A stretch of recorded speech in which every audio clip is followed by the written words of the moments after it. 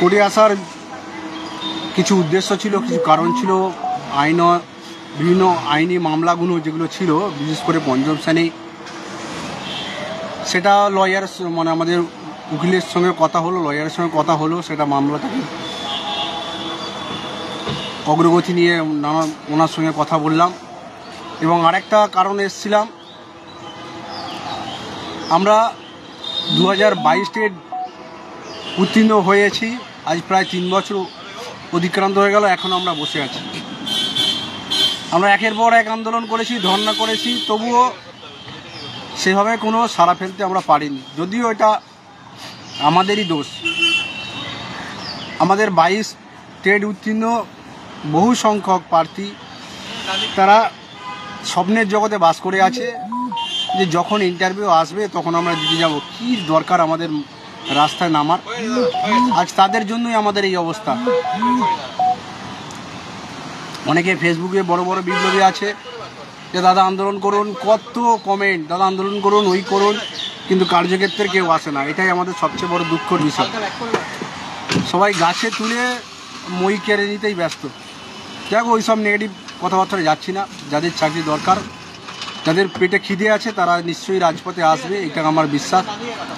সেই জন্য আবার রাজপথে দেখা হওয়ার জন্য আজকে কোর্টের মহামান্য হাইকোর্টের দ্বারস্থ আমি মামলা হয়েছি 2022 ট্রেডের পক্ষ থেকে। আশা করি খুব শীঘ্রই আমরা জানতে পারবেন। আপনাদের উদ্দেশ্যে বলছি, আপনারা তৈরি হন। সামনের মাসের দিকে আমরা আবার রাস্তায় থাকব। আর আমরা আরেকটা জিনিসের দিকে তাকিয়ে আছি, এসএসসি যে 26,000, সেই 26,000 যদি নতুন নোটিফিকেশন হয়, তাহলে ওবিসি মামলা ধরুন যদি নতুন নোটিফিকেশান দিতে পারে, সেখানে যদি না বাধা থাকতে পারে, তাহলে আমাদের 22 ট্রেডের বাধাটা কোথায়? এই এসএসসি নোটিফিকেশানটার দিকে আমরা তাকিয়ে আছি। তারপরে আমরা আইনি পদক্ষেপ যেটা নেওয়ার, যেটা আমাদের ভ্যালিড পয়েন্ট আছে, সেই ভ্যালিড পয়েন্ট দেখিয়ে আমরা আদালতের দ্বারস্থ হব। যেহেতু আমাদের প্রধান বাধা এখন বলছি ওবিসি, যেটা জুলাই মাসে শুনানির সম্ভাবনা আছে, রাজ্য সরকার সময় নিয়েছে। তাই জুলাই মাসের আগে যদি এসএসসি নোটিফিকেশান প্রকাশ করতে পারি নতুনভাবে, তাহলে আমাদের ক্ষেত্রে কিসের বাধা? আমাদের ক্ষেত্রে কেন বাধা থাকবে, সেটা নিয়ে আমরা মহামান্য আমাদের আইনি লড়াই আমরা লড়ব। এছাড়া সকলকে বলবো, বাড়িতে না বসে থাকে আপনারা রাজপথে আসুন, রাজপথে এসে লড়াইটা করুন। আমাদের শুধু ইন্টারভিউটা বাকি, এইটা মাথায় রাখতে হবে। আমাদের শুধু ইন্টারভিউটা বাকি, এইটাই শুধু মাথায় রাখতে হবে। সকলকে অসংখ্য ধন্যবাদ। বেশি কথা বলবো না, অনেক সেই সকালবেলা এসে আর এই বাড়ি এখনও করিয়ে আছি। বাড়ি যেতে যেতে কম করে 10:30 11টা তো বাজবেই। এখান থেকে ধর্মতলা যাব, সেখান থেকে বাস ধরবো, অনেক সময় লাগবে। আজকে আমি একাই এসেছিলাম, সেখান থেকে এগর সেগর এর কাছে গিয়ে এই বিল্ডিং, এই কোর্টরুম অনেক ঘুরে ঘুরে ঘুরে অবশেষে কাজটা সফল হয়েছে। যে কাজের জন্য এসেছিলাম সেই কাজটা আপাতত কমপ্লিট করেছি। করে এই বাড়ির দিকে মুড়ি খেলাম, খেয়ে বাড়ির দিকে আস্তে আস্তে যাচ্ছি। যাওয়ার আগে কী জন্য এসেছিলাম তার একটা বার্তা সবাইকে দিয়ে গেলাম। আপনারা তৈরি হন, রাজপথে আমরা খুব শীঘ্রই দেখা করব। আর আমাদের সব দিকে খেয়াল আছে। অনেকে বলছে আমরা ফেসবুকে বেশি পোস্ট করি, এর কোনো কারণ, অনেক কারণ আছে নিশ্চয়ই। কারণ ছাড়া এসএসসি নিয়ে এত পোস্ট হবে না, সেটার কারণ আছে। যারা বুঝতে পারলে বুঝবে, আর যারা বুঝতে পারছে না তাদের জন্য আমাদের কিছু বলার নেই। এসএসসি নোটিফিকেশন বার হলে আমাদের কিন্তু একটা দরজা খুলে যাওয়ার চান্স আছে।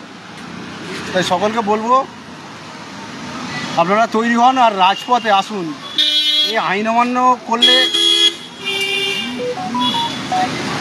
অনেকেই বলে আইন অমান্য করলে আসেন না কেন? এটাই তো বড় প্রশ্ন।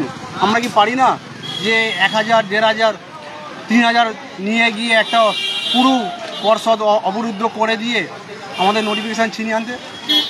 নিশ্চয়ই আমরা পারি, কিন্তু আমাদের সেই লোকবলটা নেই।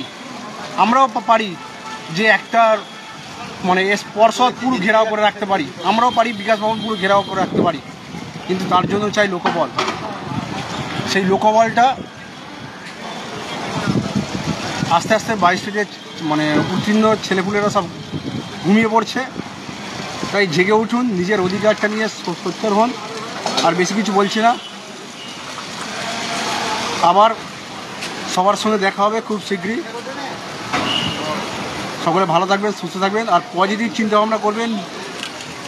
কমেন্ট, এত কমেন্ট মানে বাজে বাজে কমেন্ট করে, তার কোনো যৌক্তিকতা নেই। পাস করেছি, মনের ভিতরে স্বপ্ন আছে, সেই স্বপ্নের জন্যই লড়াই। চাকরি পাবো কি না পাবো সেটা ভবিষ্যৎ বলবে, কিন্তু আমি তো আমার কাছে 100% দিচ্ছি। চেষ্টা তো করেছিলাম, চেষ্টার তো ত্রুটি রাখিনি, চেষ্টা করেছিলাম, সফল হতে পারিনি, সেটা কপাল।